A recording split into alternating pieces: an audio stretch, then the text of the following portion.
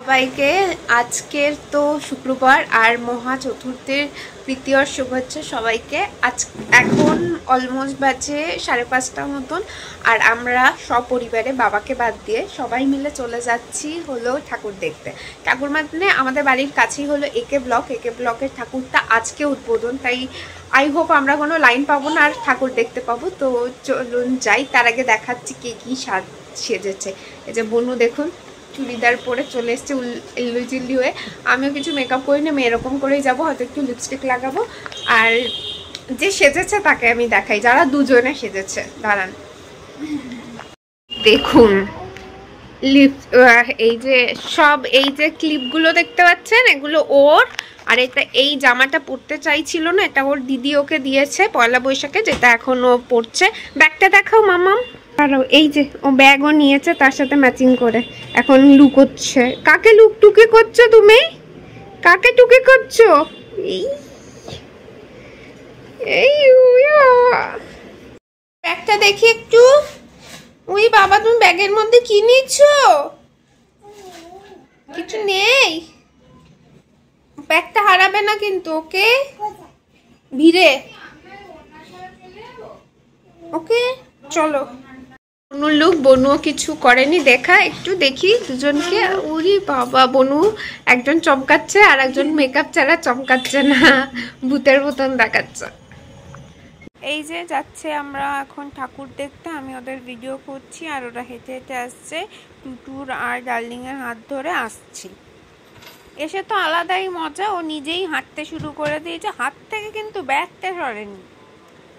আর এই যে একে ব্লকের সেই সুন্দর একটা, খুবই সুন্দর একটা মণ্ডপ, যেটা আমি অলরেডি রিলে শেয়ার করেছি, লাইক অ্যান্ড শেয়ার কিন্তু করে দেবেন। আর এখন আমরা বেরিয়ে পড়েছি, এখন পরিং বলছে ও ফুচকা খাবে, তো চলুন ফুচকা খাই। এই যে ফুচকা ধরিয়ে দিয়েছে হাতে, এখন উনি ফুচকা খাচ্ছে। দেখুন ফুচকা খাওয়ার বেলায় ঠিক খেয়ে নেয়। এসেছি বাড়ি, একটাই ঠাকুর দেখার রাখা ছিল, অ্যাকচুয়ালি মাকে আর ফরিংকে ঠাকুর দেখানো ছিল, যেটা দেখানো হয়ে গেছে। এখন বনু চিকেন আনতে গেছে, চিকেন বানাবো, শুভঙ্কর আসবে, মাছ খায় না তো, সো ওর জন্য একটা খাবার বানাতে হবে। তারপরে আবার রেডি হয়ে বেরিয়ে পড়বো আমরা আজকে সারা রাতের জন্য নতুন নতুন ঠাকুর দেখতে। তো এখন 11টা মতন বাজে, আমি রেডি হয়ে গেছি, কানের পরিনি কারণ কান ব্যথা করছে। আর এখন আমরা যাচ্ছি কেন্দুয়া শান্তি সংঘ, আর আদি দিদিরা গেছে রাজারহাটের প্যান্ডেল দেখতে, ওখানে প্রচুর ভিড়, 20 মিনিট লাইনে দাঁড়াতে হচ্ছে। আর তারপরে আর এই যে শুভঙ্করও চলে এসছে, এই যে তো চলুন।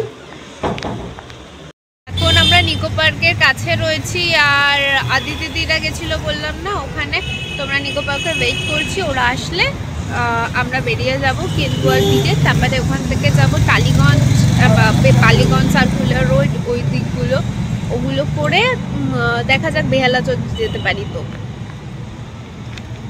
এই যে চলে এসছি আমরা কেন্দুয়া, আর কেন্দুয়ার এই প্যান্ডেলটা জাস্ট ওয়াও ছিল, কি অপূর্ব সুন্দর এই ঠাকুরটা না, আমি কি বলে বোঝাবো। এটা আমার এত ভালো লেগেছে, একটা ঝুলন্ত ঠাকুর একদম চাঁদের থেকে নেমে এসেছে।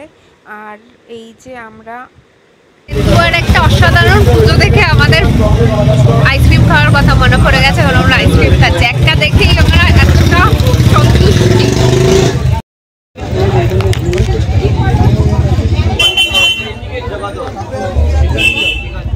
জাস্ট কেন্দুয়া থেকে নেমেছি, বাইরে দেখুন বিভৎস জোরে জোরে বৃষ্টি পড়ছে, আর আমরা এই বাসের মধ্যে ঢুকে গেছি। 1 ঘন্টা বৃষ্টি হওয়ার পরে আমরা আবার বেরিয়ে পড়েছি কেন্দুয়া থেকে। এখন যাচ্ছি বরিশার দিকে, কালকে সবকটা রিল ছাড়বো, বাট এখন চলুন বরিশা ক্লাব দেখতে যাই।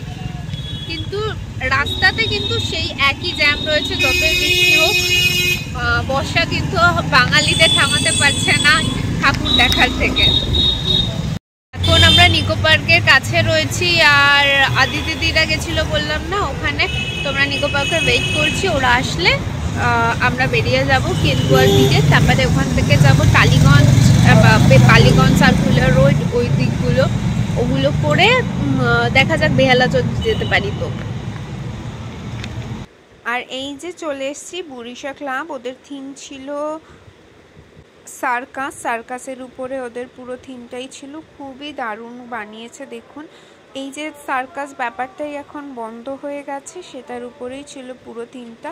যাই হোক, বাকি মণ্ডপগুলো আপনারা আমার রিলে দেখতে পারবেন, তো চোখ রাখবেন।